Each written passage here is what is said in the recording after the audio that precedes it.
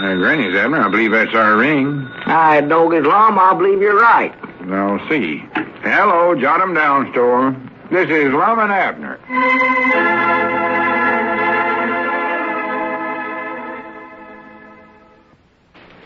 As we look in on the little community today, we find Grandpappy Spears in the Jot 'em Down store, and Lum and Abner have just returned. Listen. Hey, you fellers back already? What'd they tell you, Lum? When's the hearing gonna be? There ain't gonna be no hearing. They ain't. No, sir, Diogenes just made a confession of the whole thing and cleared both Lum and Cedric of everything. Well, good for him. Good for him. They wrote everything down, and Diogenes signed it right there and never wasted no time at all. Yeah, he come right out and admitted to everything. Yeah. Done it like a man, too. Yes, he did. I reckon there ain't no getting around the fact that he's a crook, but you have to give him credit for the way he's taken all this. Never asked for no sympathy or nothing. No. Well, why should he get any sympathy? He done something wrong. Violated the law by making the counterfeit money. Yeah, he done that all right. And he got you and Cedric in a heap of trouble.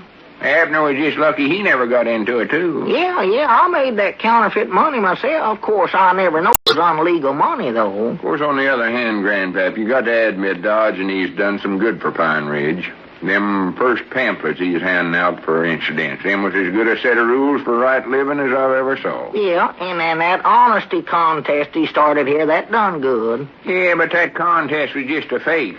Just done that to fool everybody. He said he was going to put up $10,000 for the most honest and kind citizen in Pine Ridge. Now, where's that $10,000 at now? Well, you're right, Grandpap, that was just a fake. But still, that contest done a lot of good around here. Oh, yeah. Everybody in town was trying to be honest and kind and helping one another like they never done before. Even fellers like Snake Hogan and Squire Skimp. Yeah, and folks was paying up old bills that they never did aim on paying. Yeah, just the same, the whole thing was a fake. And I ain't got no use for honor-handed schemes or the fellers that thinks 'em up, neither one. No, sir, I just ain't got no use for 'em. Well, he oughtn't to have did what he done, I know that. Well, what are they going to do with him? Well, them two fellers, Adams and Fremont, they're taking him away summers. Said they was going to let him go over to Sister Simpson's boarding house and get his belongings first, though, before they left. Well, it's a good shuttance, I'd say. I hope they take him clean back to... Where else you found him, Lum? St. Louis. Yeah, St. Louis. How in the world did you ever find out where that fellow was hiding out at? Well, I reckon Cedric's the one that ought to get the credit for that. Yeah, he seen the address on them keys. Yeah, them keys that Diogenes lost in Cedric's car the day he left in such a hurry. Cedric was sitting there in a jail at the county seat jingling them keys when he just happened to notice a little identification tag on the key ring.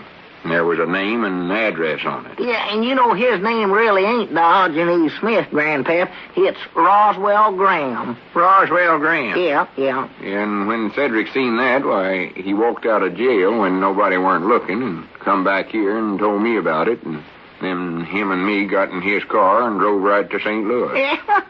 Of course, I knowed he was taking an awful chance running off that way, but I figured finding Diogenes was the only thing that would ever get us out of this trouble. Yeah, well, Lum, was Diogenes home when you got there? No. Fact is, some fella told us that there weren't nobody living there by either one of them names. But we sort of hung around, and late that night we seen him coming. And Cedric run out and grabbed him. Well, good for Cedric. Yeah. Did Diogenes put up much of a fight? No. He looked awful surprised, of course, but he was willing to come with us back to Pine Ridge. Never give us no trouble at all. Well, I do know. Yes, sir, I believe I'll run on home and tell Charity about this. She just dying to know all what happened. Yeah. You fellers won't need me no more, will you? Oh, no. Run along, Grandpap. Yeah, much obliged for watching the store for us, Grandpap. Not at all. We'll see you later. So long. Yeah, so long. Hey, Doggy Lum, it seems like old times you back in the store and all. Yeah. You never realize how much something means to you till you're just about to lose it. No. And then generally it's too late to ever get it back. Wait a minute. Look out there, Lum. Huh? Look, there's Adams and Fremont bringing Diogenes up to the store there. Oh, my goodness. You don't suppose they changed their minds and going to take me along, too? Huh? Granny's, I seen him sign that confession. Why, sure. Wait a minute, they're waiting outside and letting Diogenes come on in alone. Doggy, they must trust him awful lot. Yeah, I reckon what in the world he wants. Maybe he wants to get his printing press. Or no, they wouldn't let him take that to the penitentiary. No, mind out. Here he comes. Wonderful world, my friend. Yeah, wonderful world, Diogenes. Wonderful world. I haven't much time, my friends. There is so little time in this world of ours. But I could not take leave of this peaceful community without a word of farewell to my good and faithful friends. Well, we're sort of sorry to see you leave, too, Diogenes. Not as sorry as I am, Lum, my friend. For here in this hamlet, I've found something I've always longed for. But I didn't realize it till it was too late. Well, what was it you found, them keys you lost? Hey, Shep, No, not keys, friend Abner. Or yes. Yes, it was keys. There, see? The keys to peace of mind and contentment. To true friendship and faith. To the warmth that comes only from living among real neighbors. These things I've always desired, and yet I never knew it till after I'd thrown them away. These very thoughts have haunted me ever since I departed from your village. That is why I so readily returned here, to attempt to right the wrongs I left in my shady path. Friends, think not too ill of me. Ill of you? Are you sick, Diogenes? Abner. Yes, sick at heart, my good and simple Abner. Sick because I violated the faith of two of the most plain, honest, unsullied, and noble creatures I've ever been privileged to meet. Well, I'd like to meet them fellers myself. Believe me, my friends, my acquaintance with you has served as my turning point. It's made me repent of my past and resolve to turn my remaining years into channels of restitution. It has made me see a light much brighter than that which shone forth from the lantern I used to carry. Would you like to have your lantern back? Yeah, we still got it here for you. No, I must strip myself clean of the vestiges of the old life.